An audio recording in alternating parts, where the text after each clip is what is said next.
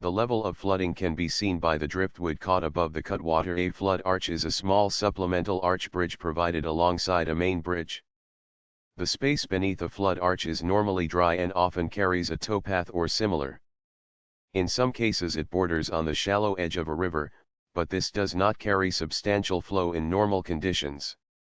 A bridge with multiple arches across a flowing river would instead be termed a viaduct.